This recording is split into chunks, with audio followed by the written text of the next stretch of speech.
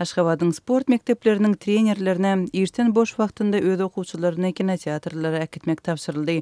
Okuwçylary kino äkitmek mugallimleriň öz hatabyna amalaşdyrylmaly. Azatlyk radiosynyň Türkmenistandaky habarçylarynyň söýlerine görä, noýabrdan ýem güýje giren bu düzgüne laýyklykda her mugallim ýany bilen 5 okuwçyny alyp barmaly. Sport mekdepleriniň trenerlerine noýabrdan başlap işden boş wagtynda 5 okuwçydan kinoteatrlara we älim medeni tomoşa merkezine alyp barmak tapşyryldy. Kinoteatrlarda bir biletin bahasy 2,5 manada durýar. Eger 10 adamdan az bolsa, seansy geçirmeýärler diýip habarçymyz 21-nji noýabrda habar berdi.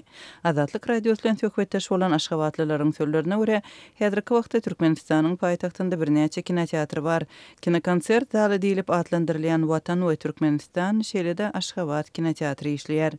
Habarçymyzyň bellemegine görä, kinoteatrlaryň köpüsinde görkezilýän filmleriň sany boýy ören uzypsyz we olar ýyllar boýy täzelenmeýär. Meselem Aşgabat kinoteatry 2011-nji ýylyň Tomsunda iňňän täze kinoteatr hökmünde açylypdy. Onda 500 adamlyk adaty zal we 70 adamlyk 3D zaly bardy. Açylaly bäri bu ýerde Fransiýanyň dag gowaklary baradaky dokumental filmi we şol ýurdun wagtlynça görkezmek üçin goşmaça beren fransuz multfilmi görkezilipdi. Şeýle-de Türkmenistan barada bir näçe dokumental filmi bir seansda görkezilýärdi. Iň ýatda galýan süjet atly prezident Gurbanguly Berdimuhammedow barada diýip Azatlygyň habarçy taýdýar.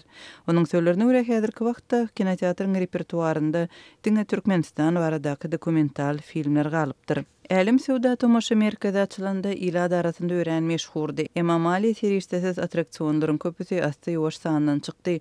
Ol hem boşap galdy diýip habarçymyz bellýär. Azatlyk radiosynyň Aşgabatdaky habarçylarynyň we çeşmeleriniň söýlerine görä, şu gün şäherde kinoteatrlar köplenç boş durýar. Olaryň repertuarynyň gowşaklygy muňa sebäp bolýar.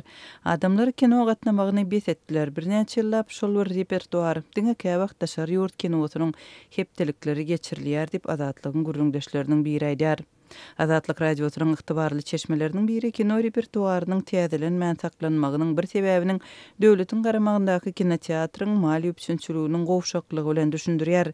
Habarçymyzyň söýlerine görä, häzirki wagtda Aşgabatda kadaly işleýän kinoteatr bir karar Söwda merkezinde ýerleşýär. Ol hususy bolup biletiň bahasy 30 manat möçberinde durýar. Aşgabatyň sport mekdepleriniň mugallimleri okuwçylaryny öz hasabyna kino alyp barmak barada özlerine berilen tapşyrygy şäher häkimetleriniň boş duran kinoteatrlara we Söwda merkezlerine barýanlaryň sanyny artdyrmak synanşygy bilen baglaşdyrýarlar.